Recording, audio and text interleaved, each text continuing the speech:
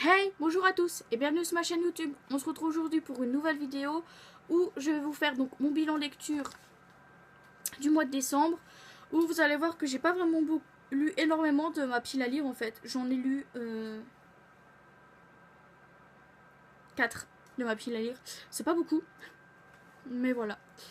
Alors, donc il y a 2 e-books, donc je vais commencer par les e-books. Voilà.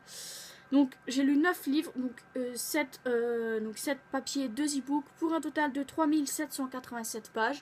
Donc vous voyez, même si je lis pas beaucoup, je reste dans un total de 3500 pages, voilà, en général. Donc le premier book que je vais lire, c'est le tout premier livre que j'ai lu dans le mois, parce que je l'ai commencé le premier, je l'ai terminé le 4, et c'est The Mortal Instrument, le tome 1, donc la coupe mortelle, en e-book.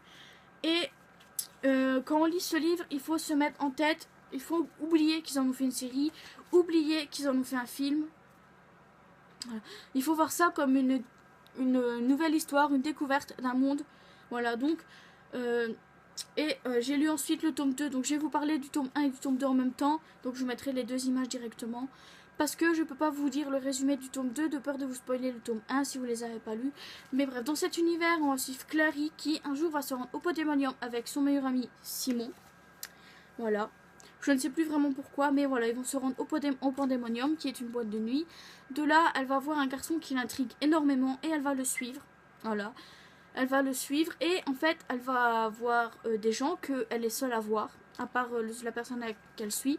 Elle est seule à le voir et elle va se rendre compte que l'homme, avec le jeune homme, avec les cheveux blonds, en fait, va tuer celui qu'elle suivait. Elle va vouloir s'interposer, sauf que elle va comprendre que il va lui faire comprendre que c'était pas ce qu'elle croyait. Voilà, tout simplement. Et de là, beaucoup d'événements vont s'enchaîner. Donc elle va pas vouloir rentrer chez elle ce soir-là, parce qu'elle s'était disputée avec sa mère avant de partir. Donc elle va aller dormir chez Simon. Mais seulement elle va se rendre compte le lendemain matin que il y a un problème au niveau de sa mère. Elle va se rendre compte que sa mère a disparu, etc. Voilà. Elle va se faire agresser par un démon. Jace va lui venir en aide. Voilà. Donc de là, comme elle est blessée, il va la ramener à l'institut. Et elle va faire la rencontre d'Alec, Isabelle, Hodge, enfin un petit peu beaucoup de monde. Elle va faire son entrée dans l'univers des chasseurs d'ombre. Elle va se rendre compte que sa mère lui a menti toute sa vie parce qu'elle est une chasseuse d'ombre et que sa mère ne lui a jamais révélé cette partie-là. Et que c'est un total inconnu qui lui dit en fait. Voilà. Donc j'ai lu le tome 1 et le tome 2, où j'ai bien aimé les deux, à condition de pas trop penser à la série en fait. Parce que si on se met à penser à ce qui se passe dans la série, je pense pas qu'on va pouvoir apprécier ce qu'on lit. Alors, ensuite, ma première lecture, alors les notes, je pense que j'ai mis toutes les deux entre 3,5 et 4 sur 5, si je me souviens bien.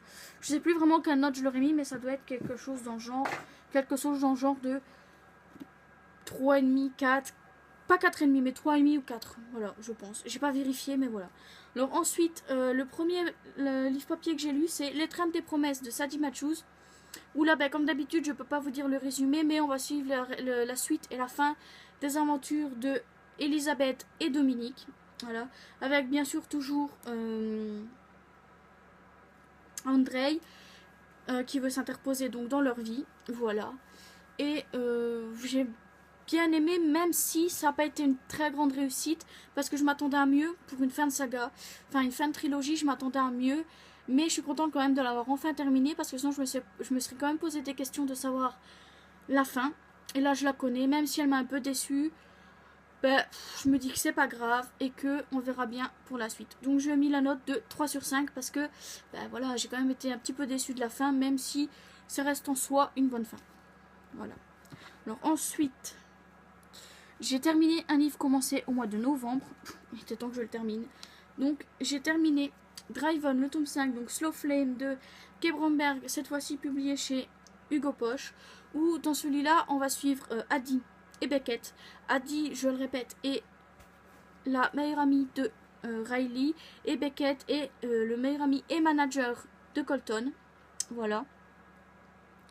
Et il va se passer quelque chose, un événement, voilà, un événement assez important dans la vie de Colton et Riley. Et Addie et Beckett, en fait, vont décider de coucher ensemble une seule nuit. Voilà, Addie va faire dire c'est qu'une seule nuit, il n'y a pas d'attache, pas de sentiment entre nous. Quand on se réveillera demain matin, on repartira chacun de notre côté en faisant sa vie, sauf que ça va pas se passer comme prévu, parce que Beckett va s'accrocher, justement. Lui, les attaches, il les a. Elle va voir son ex revenir dans sa vie, donc Dante, voilà, qui était subitement parti comme ça, sans dire pourquoi, sans donner de nouvelles, jamais. Mais il faut dire aussi que ça va pas très bien dans sa vie, parce que elle a perdu sa sœur 6 mois plus tôt à cause d'un cancer du sein, voilà. Et elle se dit qu'un jour, elle va y passer aussi, que de toute façon sa mère l'a eu, sa sœur l'a eu, donc elle va forcément l'avoir aussi. Et à cause de cette raison, d'accord. Non mais ce chien. Et qu'à cause de cette raison, justement, elle ne veut personne dans sa vie pour ne pas le faire souffrir. Et on va les suivre sur plusieurs mois, où on va voir que Beckett s'accroche vraiment énormément à Addie. Et Addie finalement les attache. Peut-être qu'elle en a aussi. Voilà. Et ce livre a été, comme les 4 précédents, un coup de cœur. Voilà. Et j'ai hâte de lire les 3 autres. Voilà, 3 autres. Parce que je suis en train de me dire jusque... Combien de tomes il y en a 8. Donc les 3 autres que je vais lire... assez espacé quand même. Donc si c'est comme vous le savez, un coup de cœur égale 5 sur 5. Voilà. Ensuite, oh, putain, j'ai plus de place dans ma bibliothèque. J'ai plus de place dans ma bibliothèque, j'ai trop de livres. Ensuite, j'ai lu Calendaga en novembre de Audrey Carlan. Non, tu jettes pas mes livres par la fenêtre parce que je fais pareil avec tes jeux. Donc de Audrey Carlano aux éditions Le Livre de Poche, où là on va la suivre donc comme le mois d'octobre dans son nouveau métier, mais cette fois-ci à New York, c'est ça? Ouais, à New York, où elle est là-bas pour interviewer des stars dans le cadre de son émission spéciale Thanksgiving. Donc pour ça, elle a choisi Mason Murphy et Anton Santiago, donc 2 de ses anciens clients qui ont été escortes. Voilà. Et on va également la voir se promener dans les rues de New York pour interroger certaines personnes qu'elle croise comme ça dans la rue, de divers horizons, de diverses nationalités. Alors pour ceux qui ne sont pas américains, elle leur explique ce que c'est Thanksgiving et voilà, elle les fait passer dans son émission. Alors je suis désolée du bruit de fond, c'est la PS4, voilà. Et elle va bien sûr passer le réveillon de Thanksgiving en famille. Donc en famille, ce qui signifie avec Maxwell, avec Wes, avec Mia, avec le copain de Mia aussi. Voilà. Et j'ai bien aimé ma lecture. Je dis pas que c'est un coup de cœur parce que c'est pas vrai. On ne peut pas avoir un coup de cœur sur. Je pense qu'on peut avoir un coup de cœur sur quelque chose comme ça. Mais en tout cas, les femmes nues sur les couvertures ne vont pas me manquer, ça c'est sûr. Hein. Et d'ailleurs, ça représente Mia, je pense, mais bon. Enfin bref. Voilà, j'ai bien aimé et j'avais hâte de voir ce qui allait se passer en décembre. Et donc, comme j'avais hâte de voir ce qui allait se passer en décembre, j'ai lu décembre juste après. Donc toujours de Audrey Carlan et toujours aux éditions Le Livre de Poche. Où là, cette fois, la secrétaire, enfin celle qui gère l'émission du docteur Hoffman, sa secrétaire je pense, voilà, va lui dire qu'elle doit se rendre à Aspen parce qu'ils ont eu un appel d'un client qui a payé très cher pour qu'elle puisse faire une émission sur sa femme. Voilà. Sauf que elle va dire je vais pas me contenter d'une seule personne, je vais en prendre 2 autres. Et elle va faire son émission donc sur l'art, où elle va aller voir quelqu'un qui fait des sculptures en fer et une autre qui travaille le bois. Voilà, elle va leur demander d'expliquer leur histoire, etc. Elles vont faire partie dans l'émission, mais seulement elle va se rendre compte que la dernière personne qu'elle doit aller voir, c'est pas vraiment ce qu'elle croit, et elle va avoir encore un autre bouleversement dans sa vie. Voilà. Et voilà. Et le mois de décembre va aller vraiment de surprise en surprise. Voilà. Et donc, on va la voir également passer les fêtes de fin d'année avec la famille de Wes, mais également, en fait, avoir sa famille et la famille de Wes réunies, voilà, pour le dernier mois de l'année, voilà, pour le dernier mois de l'année. Et j'avoue que j'ai adoré ce livre. C'est pas un coup de cœur, mais j'ai vraiment beaucoup aimé. Donc, novembre et décembre ont tous les deux la note de 4,5 sur 5. Ensuite, On va passer aux 3 derniers. Pardon, j'ai dit aux 2 derniers. Non, aux 3 derniers. Ensuite, j'ai lu Good Girl Love Bad Boys de Alana Scott. Donc chez EH New Adult. Donc en grand format. Où là, on va suivre l'histoire de Elodie qui déménage en Amérique. Voilà, son père a été muté en Amérique. Donc il déménage dans la ville de Saint-Louis. Donc elle arrive dans un nouveau lycée où elle connaît personne. Elle va devoir s'adapter. Mais elle va également faire la rencontre de Zach qui n'a pas une très très bonne réputation donc dans la ville. Donc, elle sait qu'il a fait de la prison parce que ça tout le monde le dit, mais elle sait pas pourquoi et elle va tenter de se rapprocher de lui pour en savoir plus. Ils vont tomber amoureux, souvent il va se passer quelque chose qui fait qu'elle va devoir déménager. Voilà, elle va retourner à Londres, ils vont se séparer et voilà. Mais j'ai quand même beaucoup aimé leur histoire parce que c'est pas vraiment tous les jours qu'on pourrait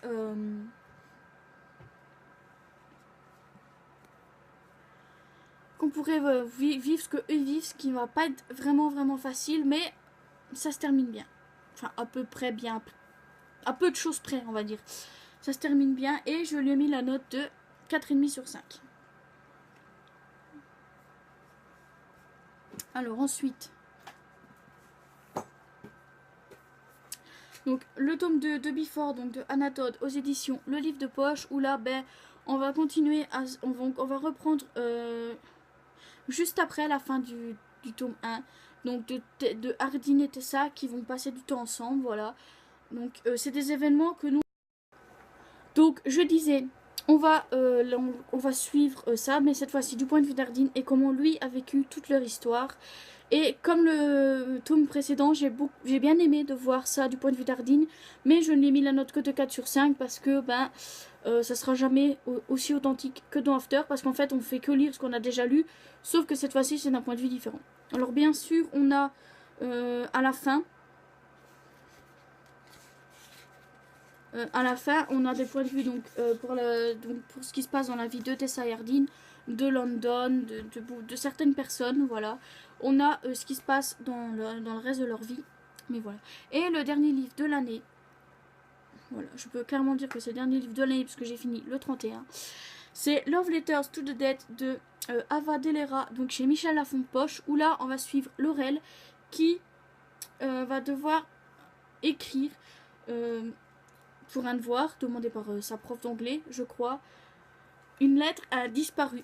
Seulement, bah, elle va écrire à Kurt Cobain, mais elle va être incapable de donner la lettre à sa prof. Et en fait, elle va commencer à écrire de plus en plus de lettres à de plus en plus de monde, mais jamais à sa sœur, sans jamais rien donner à sa prof non plus.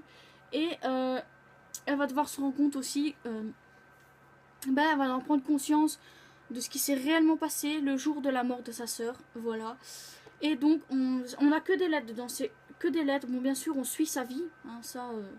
elle raconte un petit peu ce qui se passe, qu'elle met en général lié à une musique ou à quelque chose que la personne a fait, voilà.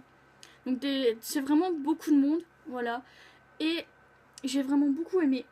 C'est un petit coup de cœur, c'est pas un énorme coup de cœur non plus, mais c'est un petit coup de cœur parce que j'ai vraiment beaucoup aimé, parce que dedans, on ressent la culpabilité qu'elle a par rapport à la mort de sa sœur. Elle se sent coupable de n'avoir rien fait, coupable de ne pas avoir agi, voilà.